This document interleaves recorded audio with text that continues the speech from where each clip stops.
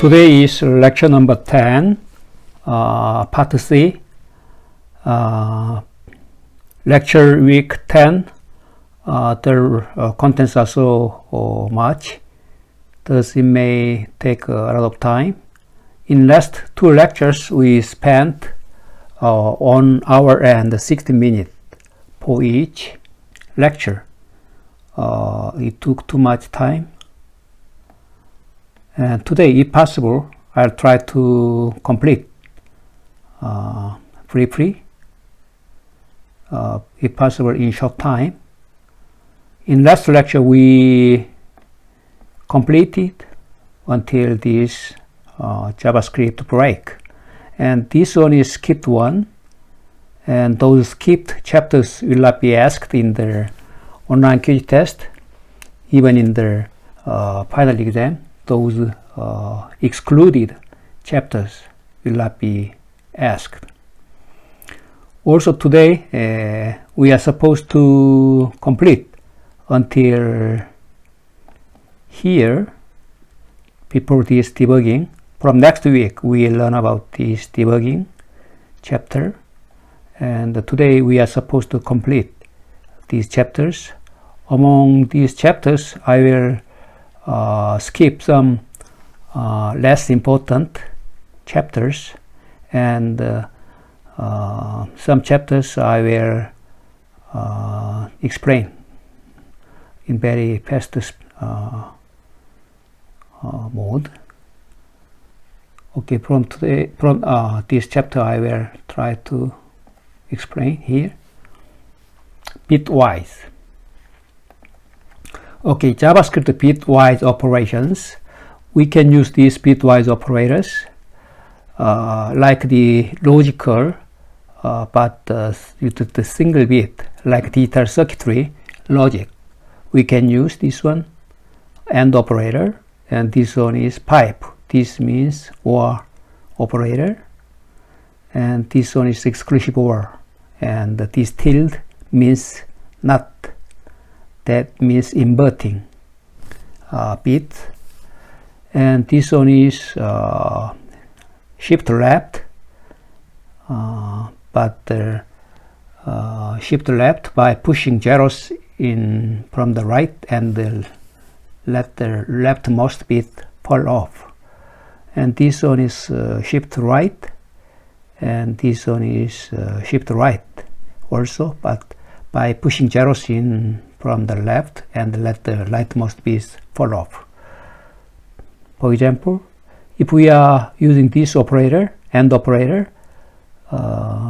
with these numbers, and here we should convert these numbers to binary numbers like this, and 5 means 0, 1, 0, 1, and 1 means 0, 0, 1.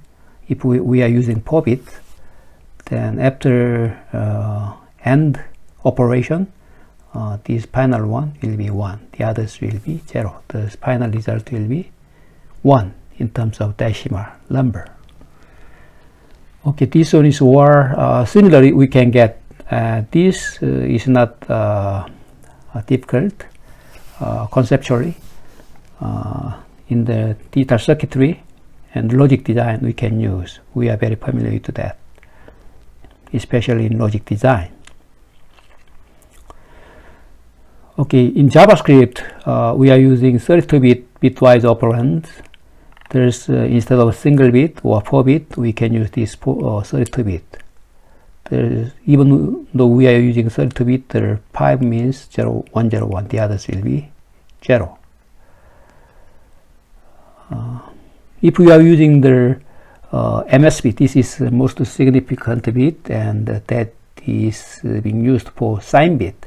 If this one is 1, that means that this is negative, and the others should be reversed. There's 1, 0, 1, and if we are adding up one more, then that will be changed to 6, and finally this sign bit will be attached. Those are related to the 2's complement and 1's complement. That complement will be used for that. bitwise AND. If we are using single bit and if we are using 4 bit, depending upon that, the result will be like that. OR gate. Think about that OR gate in the logic design. This one is same to that, bitwise OR.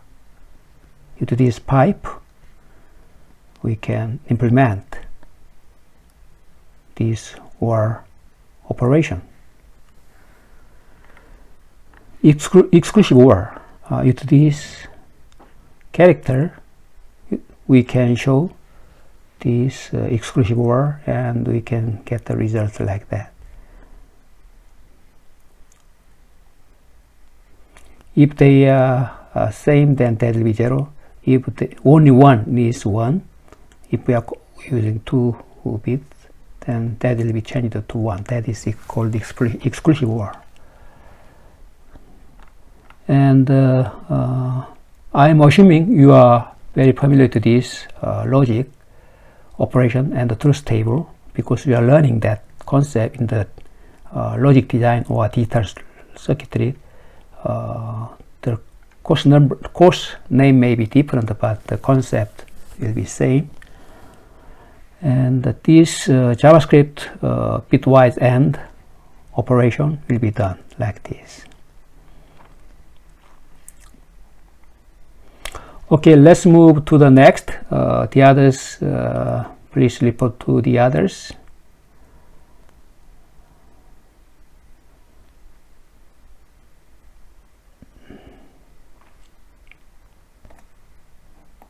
And the next one will be the regular expressions. We learned about this one briefly, but I'll skip this one. To search, we are using some search pattern like this. We learned already. To make it in case sensitive,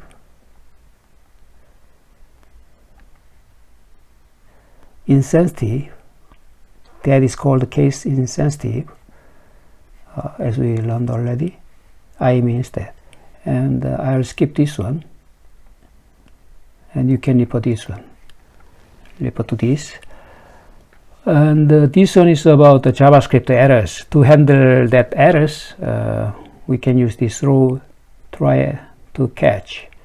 Here, try statement let us test the block of code for errors, and due to this catch statement, we can handle the error, and with this throw statement, we can create custom errors, and with this finally statement, after try and catch, regardless of that result, we can execute that code.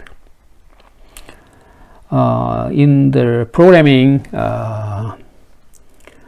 the debugging is one of the most important work we should do, because always those bugs are existing, thus we are trying to remove that bug. That is called debugging. And how to debug as soon as possible, that is very important in terms of the programming performance. Here, to check that error, whether there is any error or not, we can use this try. And with this catch, we can get the error and error message like this. And let's look at this real example. Here, this example demonstrates how to use catch to display an error. Here, intentionally, even though this one is a lot, this one is correct one, a lot, then we can get this one is the right result. But intentionally, we are assuming we made some mistake. There is some error like this. It is misspelling of that alert function name. And even though this one is simple statement, we can understand how we can take care of that errors and how to debug that. it is try and catch. This one is checking that error, where that error is existing. This one is showing this. This one is not defined because this one is catching that error and showing that message here. We can use this try and catch to find out that error. Here, does this block is for that trial, and this block enclosed with this curly braces. This is the block of code to handle errors. And also you can use this throw errors into this throw statement. Intentionally we can generate some error. That means throw an error. For example, generate too big error. Generate this. And let's look at this real example here.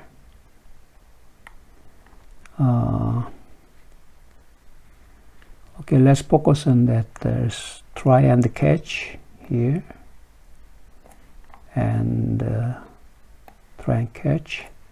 We are checking whether there is any error or not, and after error is found, then this one will show that error. Okay, in this try statement, we can use this throw.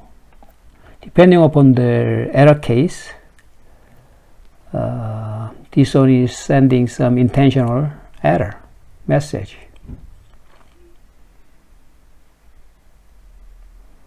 And this catch will catch that. And here, this one is divided depending upon the error case. If this one is empty string, then this one is showing that empty string. And if that is not a number, and then if that is true, then this one is generating not a number error message, and so on. Let's look at this real example. Okay, we can insert, we can write, we can put in some input number between 5 and 10. Okay, let's type 5, then click, no error, because nothing was thrown here. If I am typing nothing, that means that is empty string, then this one will generate error message, empty. Input is that is this string, and this message, error message, that will be empty here, that is thrown from here, and that will be concatenated, and we can get the final string here. If I am trying to put in some alphabet like this instead of some number, then this one will generate not a number like this. Okay, and so on. In this way we can use that throw. Okay, statement, and here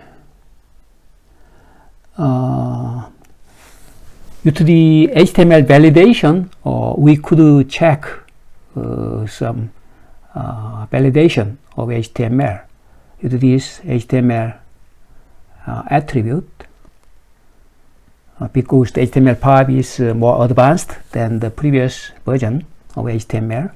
Thus, even due to this HTML attribute, we can check some error, as we learned already. Even though that is a simple error checking, minimum, maximum, step is 1, like that. And finally, we will learn about this finally statement. This finally statement let us execute code after try and catch. Regardless of that result, that statement should be executed. Sometimes we want to execute this last final statement, then we can use this like this. Try and catch. After that, anyhow, this one will be executed, because this application is like that. Here I am typing in here, and I'll check with this one. Input is not a number. To put in next input, this one is automatically clearing this one, because that is executed like this. After getting this number and showing some result here, and this one will be cleaned up to accept next input. Thus this one will be executed anyhow, finally. Thus this finally statement can be used for that kind of purpose. Okay, error object. Property, there are two properties, name and message, like this. There are several names. For example, range error, reference error, syntax error, type error, like that. For example, range error. This one is too big to take care of for the significant digits. There's error message, error name here. That is range error. Beyond that, significant digits of a number. And also another example here, reference error. This y is not defined, not declared. Thus y cannot be referenced. Thus here that is caught as an error. There's this one is showing that is reference error, because that is not referred to.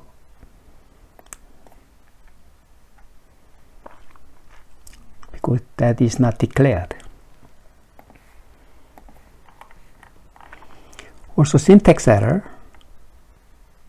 Here you can see hello. Let's look at this real example. Hello. Oh, this one should use this code. Then this one will be correct like this. Then no error. But if we are trying to put in some intentional error after removing this one, then this one is wrong, right? We know that error, and let's look at the result here. This one is showing the result, and this one is catching that error. That is called syntax error. Okay, let's move. You can refer to others. Okay, JavaScript Scope. Okay, this concept is also important, and in the C language probably you learned already about the local scope and the global scope of a certain variable. Scope determines the accessibility of variables. In other words, the visibility of variables. JavaScript function scope. The JavaScript, there are two types of scope. One is local scope and another one is global scope. This is exactly the same as in the C language. JavaScript has function scope. Each function creates a new scope, and the scope determines the accessibility of these variables. And the variables defined inside the function are not accessible from outside the function. Exactly same as in the C language. This one is explaining the local JavaScript variables first. Next, we learn about the global variables. If we are declaring within that function statement then that will be becoming the local variable to that function.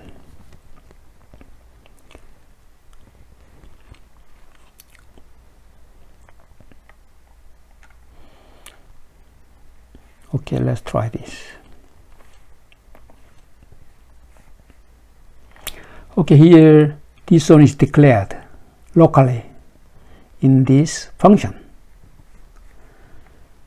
The car name that is declared internally, but here we are trying to get the type of that car name,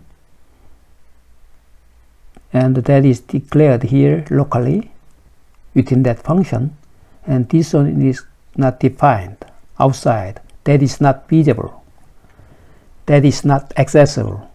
That is undefined value and undefined type.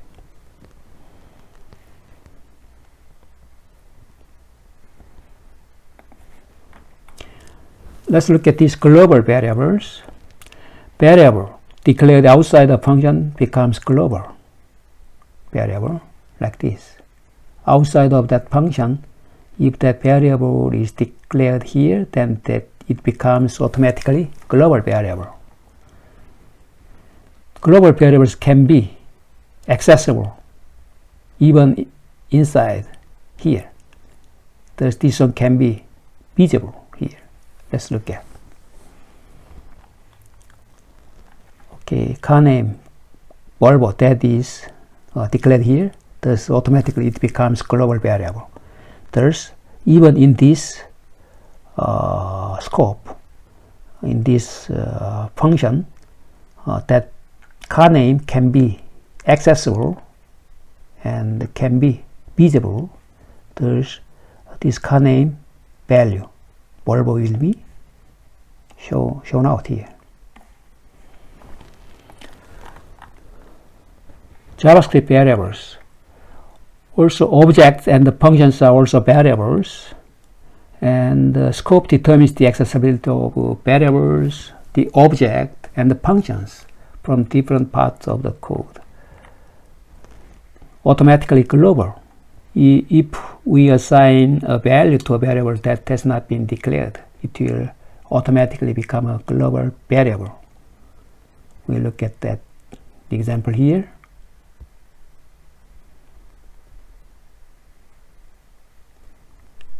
Even though that is being used only inside of that function, and this one is not declared with the variable var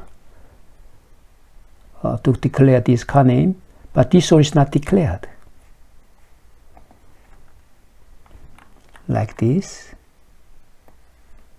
with the var keyword that is not declared. If we are using in this way, then it becomes global variable automatically. Thus outside, even outside, that can be visible, they can be accessible. Thus the variable value Volvo can be accessible even outside, because that is global variable.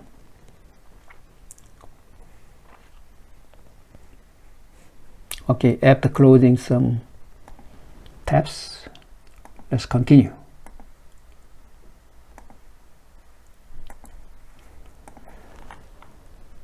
Okay.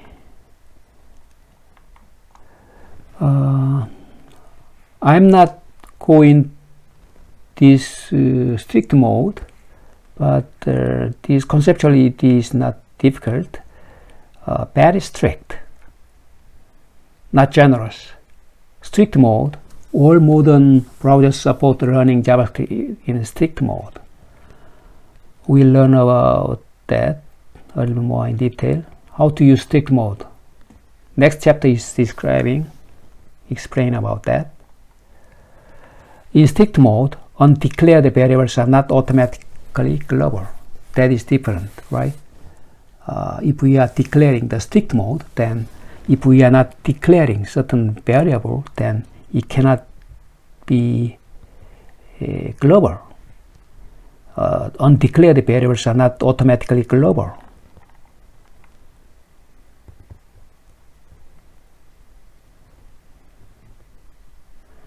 Okay, global variable in HTML. With JavaScript, the global scope is the complete JavaScript environment. In HTML, the global scope is the window object.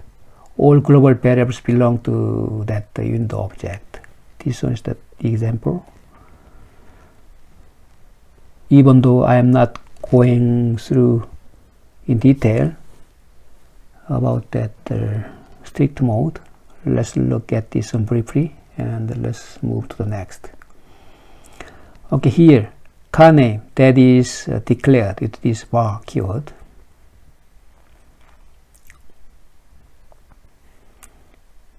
And this one will be the global variable, and this one window car name. This one is belonging to the window object. Thus, if we are using this window dot and this car name is belonging to that, we can show out that value here. This one is not required. If that is window object, then we can omit like this. Still we can get the same result like this.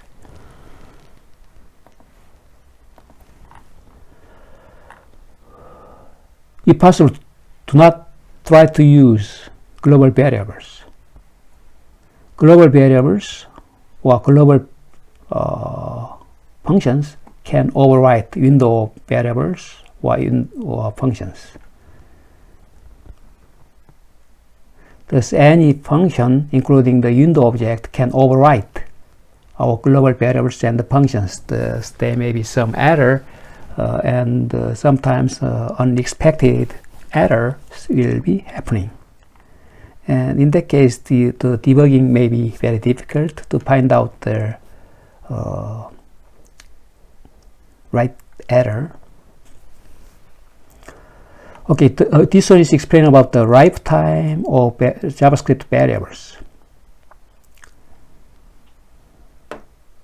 The lifetime of a JavaScript variable starts when it is declared. Local variables are deleted when the function is completed, because that is local only to that within that function. Thus, if that function is